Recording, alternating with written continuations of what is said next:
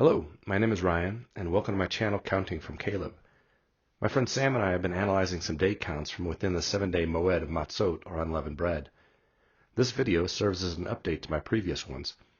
I believe we have possibly discovered the correct day within the 7-day feast when the second seal will be removed, and we will share it with you here. In my previous videos, I discussed how the seal removals might align with the ordered Leviticus 23 moedim. I had identified the first day of the 7-day moed of matzah, or unleavened bread, as the possible day for the second seal removal. After analyzing the day counts within the 7-day feast, I believe we have narrowed it down to another day within the moed. We identified the first day of the 7-day feast as sundown April 3rd to sundown of the 4th on the sighted moon calendar. Now focusing on the 5th day of the moed, beginning sundown the 7th to sundown of the 8th April 2026, we get a striking day count that may be very significant. Looking at the Hillel 2 calendar, which is offset 2 days earlier, this date coincides with the final day of the feast, which holds significant importance as it marks the day when Israel crossed the Red Sea. However, it is included in both calendars' moed footprint, and the count works for both, but this day of the feast on the Hillel 2 calendar seems quite striking and fitting. First, let's look back at our 70 Jubilees of time from inheritance of the Promised Land. From the year of inheritance in 1400 BC, 2361 Hebrew, it is 30 times 49, or 1,470 years to the sabbatical year following the temple destruction in 70 AD.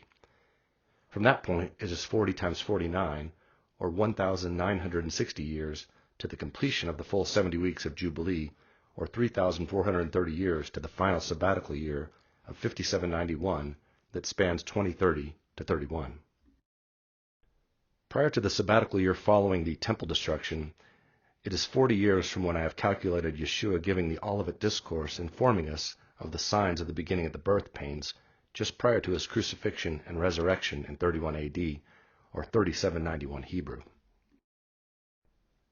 Following that 40 years, and from the sabbatical year 3831 following the destruction of the temple, it is 1,960 years to the final sabbatical year of 5791.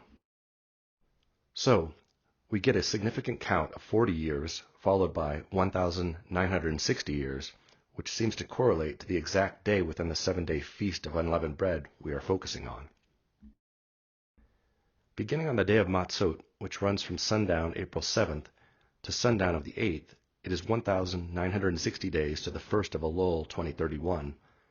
The 1st of Elul, or the first day of the 6th month, begins the 40 days of Teshuvah and matches the final 40 days Moses spent on Sinai to his final descent on Yom Kippur.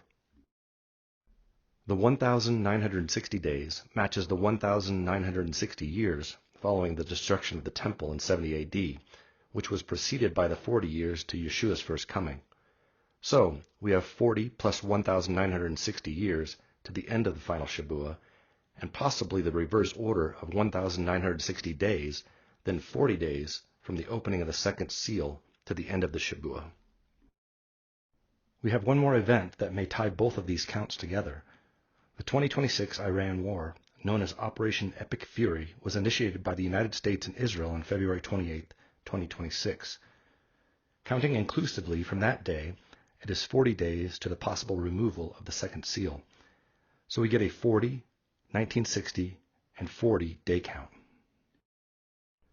If we again look at our 49-day blocks within the final Shabuah, Matzot was the only feast with multiple days except for Sukkot, which is after the completion of the 70th week. I picked the opening day of the feast, as to me it was the most logical position of when the seal would be removed. With this new understanding of the day count, we may have narrowed it down to the correct day within the 7-day feast. We'll soon find out, but the 1,960 days, followed by the final 40 days to Yom Kippur, seems to fit very well.